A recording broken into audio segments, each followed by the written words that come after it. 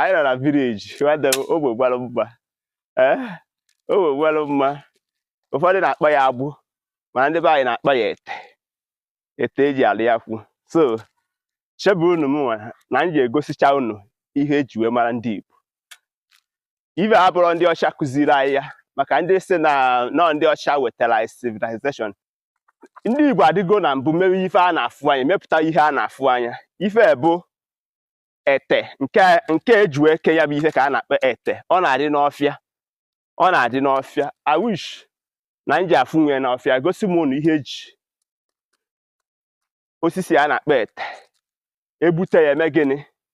ebute ya edosa ya ọ dị ihe dịka 2 days or 3 days afịa ya afịchazie ya ahapụzie emechazie ewere ya eme gịnị kpaa ya akpa